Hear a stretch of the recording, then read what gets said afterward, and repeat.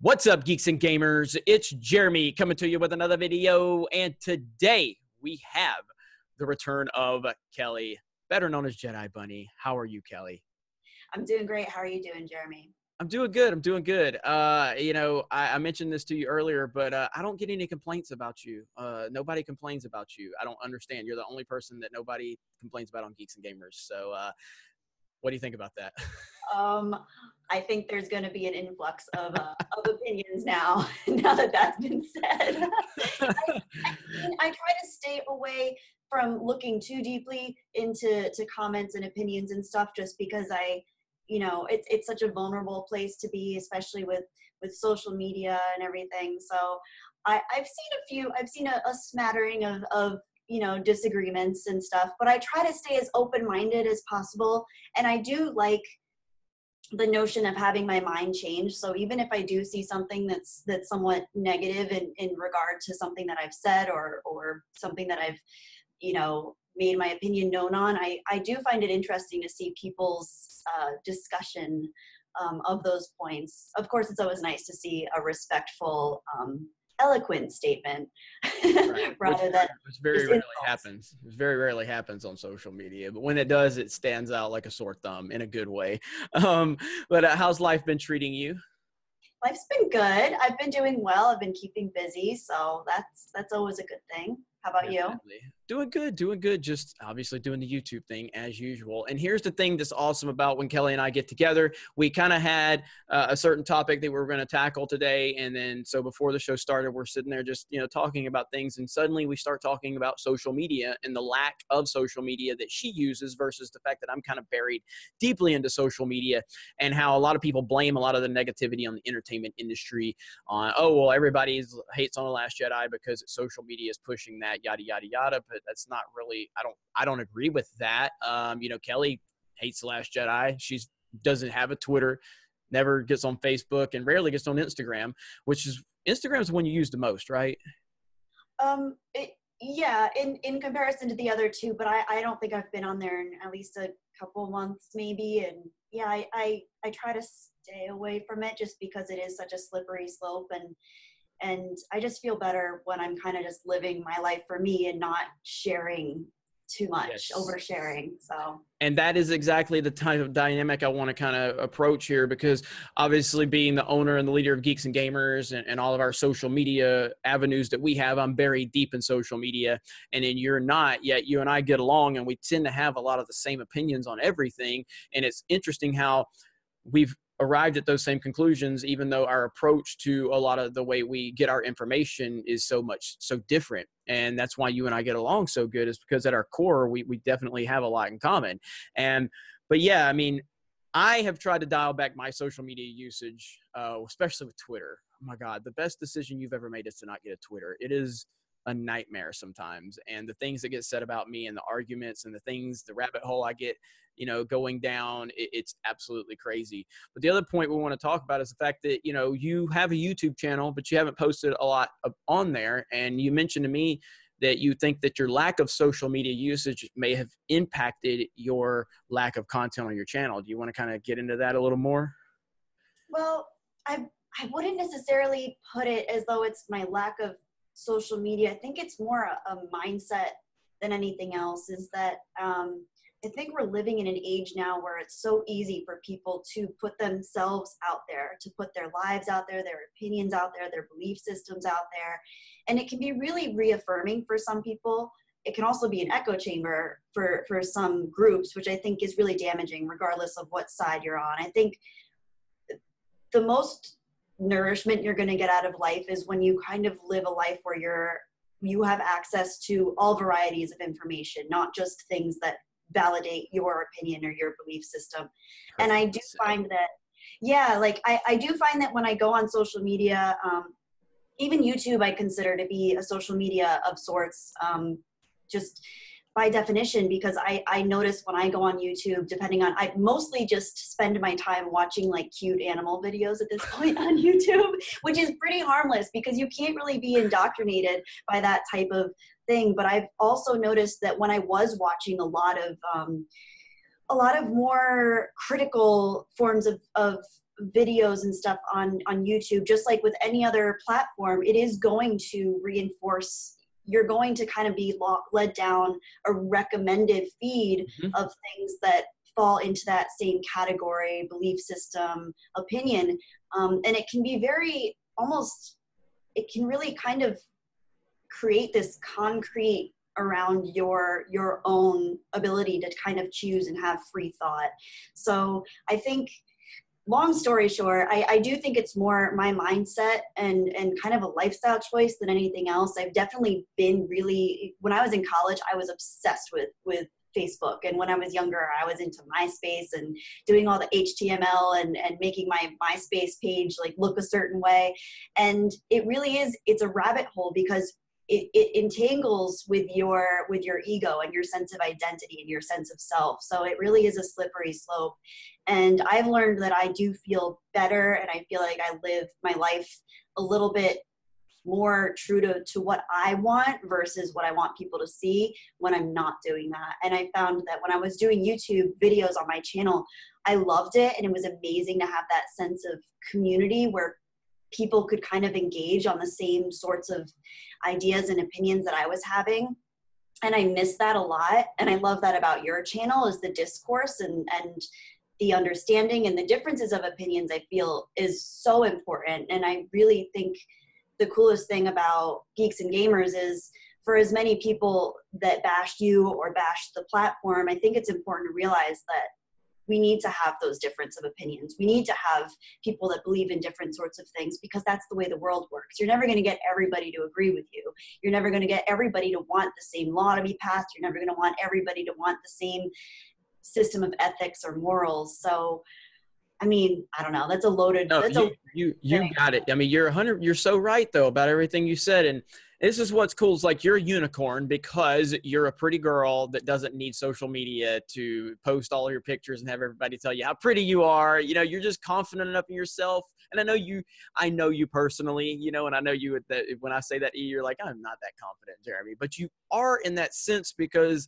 you know, it's really rare to have an attractive, you know, young lady that is not obsessed with posting on social media constantly just to get that, you know, verification from everybody or everybody to say this, yada, yada, yada. It says a lot about you as a person, that you're not buried in that. And it makes me respect you even more. And I even heard, like, our last video we did, you know, I think I made a passing comment about the fact that you don't use much social media. And there were a few comments. People are like, a girl in 2019 that doesn't use social media, what the hell is this? You know, because it's so rare. It is so rare. And I do think that there's got to be a balancing act with social media. There really does. I mean, I've found myself, I used to do nothing but Facebook, built around Geeks and Gamers. And now I've moved pretty much away from Facebook completely. I don't use Instagram that much anymore, but I am buried in Twitter, and Twitter will drive you crazy. The smartest thing that you've ever done is not join Twitter. But it can kind of, like, I was responding, and at me, I'm a fighter. I'm a confrontational person. So I was responding to all the negativity on Twitter. I was responding to them, and I enjoy it. But it was taking my attention off of my job at hand, which is building Geeks and Gamers and developing it. And I just found myself just going down this rabbit hole of fighting with all these trolls. And then the more I would fight with them, the more others would see that don't like me. They're like, oh, he'll respond. And if we can get him to respond, it doesn't matter what he says, it's a win for us. And I started realizing that the more I'm responding to these people, the more I'm motivating them to continue to come after me. And the more they come after me, the more they're distracting me from doing what makes me successful and makes Geeks and Gamers successful. So ultimately they're winning if I allow that. So I had to dial that back and really understand what was going on. Was there a moment for you where, you know, because you said you used Facebook a lot in college and everything like that. Was there a kind of a moment, or is it just a gradual decision of you just separating yourself from social media as you got a little older? I can't think of a distinct moment. I think, like you said, it was more gradual. It was just kind of this slow realization that it wasn't feeding me and my life. It was, if anything, it was perpetuating this sense of, I need people to see this side of me, or and it's very, it's very falsely validating, I think, for me at least. I know some people really do find a lot of joy and perhaps a lot of meaning in engagement with social media and putting themselves out there. But for me, it definitely felt as though and I should make the distinction. I do have an Instagram, and I still have an active Facebook, and I have been myself. I have been engaged with that level of almost like wanting people to see that I was smart or funny or interesting or whatever. And that definitely came from my own insecurities and my own sense of ego. And I think any human is going to have those natural pulls towards a system like that. It's embedded in who we are in a lot of ways. It's biological, it's cultural, it's social. So I definitely was someone that definitely did feel a certain amount of validation from those things. But it was almost because of that I had the realization that this isn't healthy for me. I don't personally want to perpetuate it. And it's an ongoing thing. Like, there are still times where I'll I was in Arizona a few weeks ago, and I was hiking in Sedona, which is absolutely gorgeous. And I took a few photos. You sent me the pictures. I did. I sent you the pictures. I sent you and my parents and my best friend the photos, and that's it. But there was a part of me that was tempted to be like, "Ooh, I want people to like see this and see that I'm hiking in this beautiful space and almost get that the recognition and the validation of it." But then the other side of me is like, well, what's that going to do? Is that really going to improve on my quality of life? And you could extend that way of thinking into kind of all facets of social media. And I think that's been one of my struggles, again, with creating my own YouTube content, has been, what is my motivation? I want my motivation to be wanting to authentically connect with my viewers and have a dialogue. And the most fun I ever had on my channel was actually just engaging in the comment section. It wasn't so much making the videos. As fun as that was, I always felt a little bit awkward, well, completely awkward and goofy making the videos by myself. But the most fun I had was engaging in the comments and hearing different people's opinions, hearing different people's stories, and actually having a real authentic connection. So it's such a complicated thing, but at the same time, if we can recognize where we're coming from in our level of engagement, whether that's commenting on YouTube videos, whether that's commenting on someone else's photos, whether that's cyber stalking somebody, whether that's putting your own self and your own life and your own photos out there, I think it's important to have that higher level of understanding, what are my motivations? Why am I doing this? What is this making me feel? Is it improving my life? And that's awesome. It's a great perspective. It's a great perspective, and it's a very interesting perspective that a lot of people don't think about this side of it. And that's why I wanted us to have this discussion, because it's a very layered discussion. And at no point, and I'm not speaking for you, although I know you well enough to know that at no point are you saying that this is how anybody else should approach it. You're saying this is what works best for you. And I think that there's so much to be learned from how you're approaching this. And I think there's a great balance to be had as to, maybe post a little bit here, a little bit there. But once you start posting, you start getting that validation. It's almost like it motivates you to post even more, post even more. And the more I talk to you about it, the more I want to learn how to dial back my social media. But again, I'm buried in Geeks and Gamers, and it's hard to do that. You know what I mean? So in closing, moving forward, how do you feel moving forward with different, things that you want to be involved in with fandom and things like that with your social media behavior? Do you think about it that far in advance, or do you just take it day by day? I mean, you said you haven't been on Instagram in a couple of months now? Yeah, I think so. And like the last picture I posted was like a leaf on a tree or something. So even when I was on Instagram, like, I was trying to break away from like the more like me stuff and like get more into like, oh, I love nature, because I'm a huge, like, I love nature, I love hiking, I love animals. And so that's something that I find more meaning and joy in doing. But even then, like, I would get sucked into it, and I would spend like hours just scrolling mindlessly through stuff, and it's a trap. It's like a sticky trap for me, at least. I know some people really love it, and I don't mean to like invalidate any of those feelings. But for me personally, yeah, I don't really see myself going on it regularly. I might revisit. I'm not someone that, I don't feel like I need to like delete all my accounts in order to feel like I can't go on anymore. I just don't really revisit them at this stage. And I do find it to be very addictive. I think one day it might even be classified. I think it might already be classified as an addiction, social media addiction. And I know that there are treatments and therapies for it. So I do think it's, you know, I mean, if some people are getting, you know, serotonin and dopamine release from it, that means it's doing something chemically. And that level of engagement, it's hard to keep people away from it. And of course, when opinions and beliefs are involved in something, it's going to keep people that much more tied in and involved and emotional about it. So I think something like, I will always be a Star Wars fan no matter what. I think I've just gotten to the point where I think I need to isolate what I love about Star Wars, and I'm kind of keeping it for myself. It used to be something that I felt like it brought people together. Like if I was ever out and I heard someone else talking about Star Wars, I felt like I could like run up to them and like listen in or eavesdrop or just be like, yeah, I love this part of it. And now I feel like I don't even want to bring it up to strangers because you don't know where they stand. You don't know if they love The Last Jedi. You don't know if they hate you, if you don't like it or you don't appreciate it.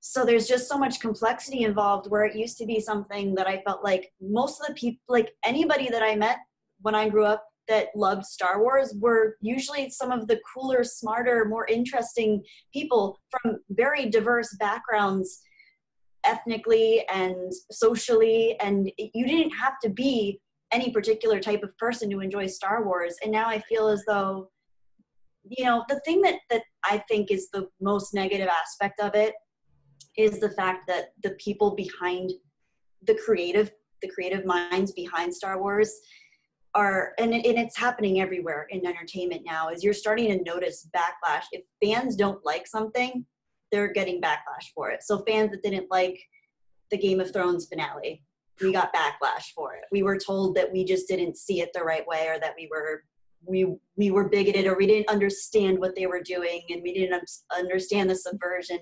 And now they're actually attacking people based on their beliefs. That's something you didn't used to see, at least not to this extent. So that's something that the social media platforms really enable, I think, is this call out culture, this cancel culture, all of these different things. We're living in a time now, it's very experimental. We'll see where things go.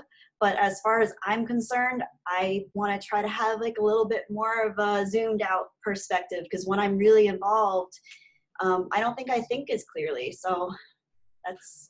And you could tell she's a teacher, everybody. You could tell she's a teacher. Very layered and educated answers. And so, you know, if you're the average or the standard teacher, which you're not average, you know that. But if you are, then we're all in good shape if everybody's like Kelly. So most of my students are between the ages of 4 and like 8 years old. So I'm not teaching at any universities or anything. That's good though, but you're teaching kids at a very young age to get that standard set. And I would love to have you and Odin on together, because Odin is obviously a teacher himself, and I think that would be a really good dynamic to have you two on to you know, talk and you know, get your, you know, perspectives on different things. I do think you guys have different perspectives, but I do think there's obviously at the core, I think you guys would have a lot in common. So that'd be really cool. So we have to set that up. Yeah, I would love that.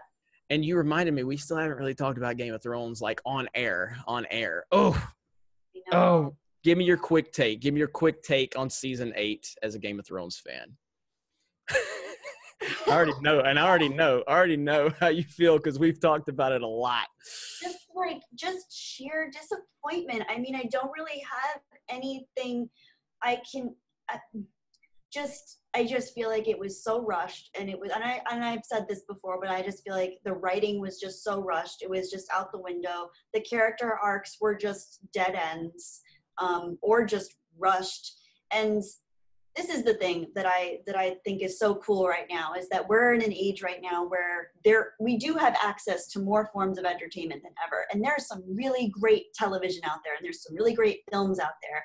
But I'm finding more and more that unless you have a passion and an idea of something that you feel compelled to make intrinsically, it's going to show. It's going to show in the quality of the outcome. So for something like Game of Thrones, they had a real passion for the source material, and they did an excellent job of executing on that in the first several seasons of the show. But you can really tell at the end, it became something else. And I think the same thing is happening with Star Wars. And once the bottom line becomes about money more than about this need, because as artists, as creators,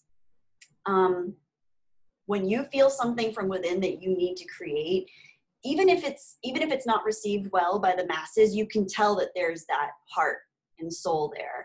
So with a director like David Lynch or Terrence Malick or Stanley Kubrick, love them or hate them, they have something inside that they need to express to the world. And generally that comes out in the form of quality.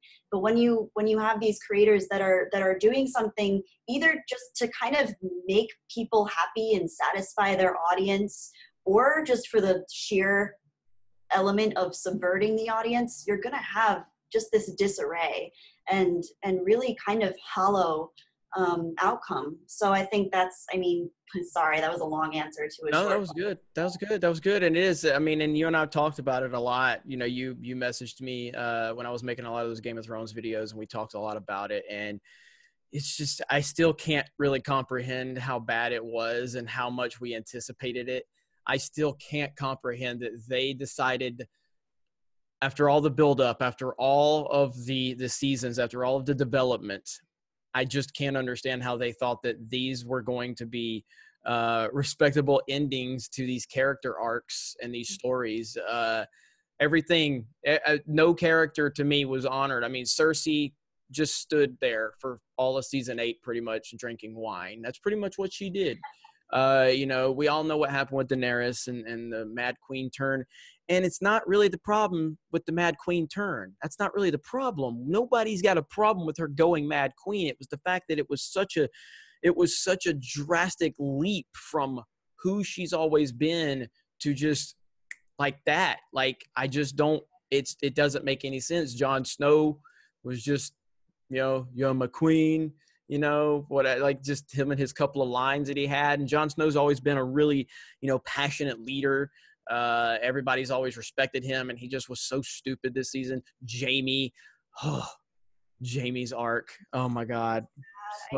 So bad. So none bad. of them were believable because none of that, it felt as though the writers stopped caring as much, and they didn't have that dedication. Even without the source material, you could still find a way to write these character arcs in a realistic way that actually unfolded. I mean, what made Game of Thrones so great in the beginning, it wasn't just the action sequences, it was the stories and the conversations that these characters were having, and the slow, methodical development of their characters and their motivations. And that's what made it fascinating. But I have a few recommendations. If you guys want, there's a really good show out right now that I just started watching. It's a mini series, but just to show that if you have heart and you have passion in storytelling and you want to tell a good story, you still can. There's a show called Chernobyl. Oh gosh, I'm watching it right now. It's so well done. It's heartbreaking. It is so hard to watch because I just finished episode 3. Mm-hmm. I don't need to know anything else though. It's brutal. I'm sorry, I didn't mean to interrupt you, but when you said that, I'm like, oh yeah, go ahead. No, it's brutal, but it's also, my family has actually been personally affected by Chernobyl. I have family from Eastern Europe that was affected, and it's a true story, obviously, but they are doing such a beautiful and an eloquent job of showing the human struggle and how people at odds with their own beliefs and their own ideas of who they are, what their culture means to them, what life means to them. And I just finished episode 3 as well, but it is so well done, and it does such justice in its storytelling, and I find it incredibly moving and very well done. And that just reminds me that there are still so many good films and so many good storytellers out there. It's just a little bit further and farther between, but there are some great independent films out there. Some of the best movies ever made are independent films that a lot of people have never even heard of, and a lot of great foreign films. And Hollywood, it isn't where it's at the way it used to be. It might have the biggest budgets, it might have the biggest names, but it is certainly not the pinnacle of artistic expression that we would like it to be. So there's still a lot out there. You have to seek it out, but there's good stuff out there. I'm glad you mentioned Chernobyl. And apparently The Expanse is fantastic. Gary from Nerdrotic, Doomcock, they've both highly recommended it. I still haven't had a chance to watch it. I believe it's on Amazon Prime. And that kind of goes to your point. Like, it's, good stuff. We're finding like Chernobyl is a miniseries on HBO. The Expanse is on Amazon. I like a lot of the Netflix shows that we're getting, but you get these big budget Hollywood movies and these big budget Hollywood productions, and a lot of it's falling flat. And, Game of Thrones was once the best show on TV. And then we had Benioff and Weiss get hired for the Star Wars movie. And then suddenly they just go and focus, that all their focus was like, oh, we're going to do Star Wars now. Let's just get through this and rush it and get it over with. And it's gonna be a long lasting situation with Game of Thrones. It's not gonna go away. People are really frustrated about it, and rightfully so. And so, yeah, I'm glad you and I finally got a chance to touch on that a little bit. And then again, mentioning Chernobyl, I had 2 more episodes, and episode 3 was really hard to watch. That was hard to watch. Yeah. Oh, but it's heartbreaking, but it's, it definitely gives you a lot of information to contemplate because of the fact that it's a true story, and it's happened, and the way people's lives, and I think the way people's beliefs were affected by it, it's an important story to tell, and it has never been told quite this way before. So I find it really, really beautiful that they're doing it. It's heartbreaking, of course, but yeah, like with any true story, if you can tell it in a way that that gives people some insight into that element of history and human nature, I think it's all the better. Yep. To kind of get people to realize that there's such a diversity of human spirit out there, and just to kind of, I don't know, I find art to be one of the most unifying things, but also, of course, one of the most divisive too. Yeah. You are right about that. Well, I think we've had a really good discussion, as we always do, and we touched on a lot of topics, from social media to Star Wars to Game of Thrones to Chernobyl, and that's kind of how it always goes with me and you. And like I've told everybody, we're going to have more of you on the channel as time permits, and I'm going to be pushing you to record something with myself for your channel, so we can get you some content on your channel. So we're going to do that very soon. And cool. But it's always great to have you here. Is there anything is there anything you want to give you shout outs or anything like that? Any plugging? I mean, we'll plug your channel, obviously, but you can find her at Jedi Bunny. And I think you're almost at 3,000 subs. Last time I mentioned, I think you are. Oh my gosh. See, I've been like nervous. I've been scared. I actually haven't even been keeping up with comments on my own channel, because I've been like, I don't know. I get so. I'm going to look it up real quick. Wrapped up. Let's see. I didn't mean to interrupt you. Go ahead. It's okay. I definitely get nervous. Okay, shout outs. I'm going to shout out to my mom and my dad, because they always watch my videos. So shout out to my mom and my dad. So you're at 2640 right now. So you're at 2640. So wow, thanks guys. Oh my gosh. So I'm sorry to all of you who are subscribed to me that I haven't recorded and uploaded in so long. I know it's been a really long time. And I do want to say to everyone that is a subscriber of mine, like, thank you guys, and I love you guys, and I miss talking with you, and I do want to create more content. I've just been working kind of, you see how I am. I'm like all over the place. So I She truly is. definitely, I can confirm. yeah. She is. I'm like I'm definitely my own worst enemy because I overthink everything. I overanalyze everything. I have a hard time even answering one of Jeremy's questions. So of course it's like, I don't, I'm working on it. I'm working on getting my stuff together. But This is why she and I get along so good. I overthink things constantly. I'm a scatterbrain too. I know a lot of people look at it because no, he's not. He's got I'm a scatterbrain. I am a scatterbrain, and that's why she and I get along good. And but you're gonna see more of her, and I can promise you because I know Kelly well enough. And if I stay on her, I can get her to record a video with me for her channel. I know I can do this, so I'm gonna stay on her. We're gonna make that happen. But other than that, Kelly, it's always a pleasure to have you here. Thank you for the discussion. This is only a discussion only you and I could probably have for all the type of different perspectives we had on it. So always appreciative of that. So everyone, make sure you go check out her channel, Jedi Bunny. You will have more content soon because I'm going to make sure of it. But other than that, for Kelly, I'm Jeremy. You guys have a great day. Check out geeksandgamers.com, and we will talk to you later.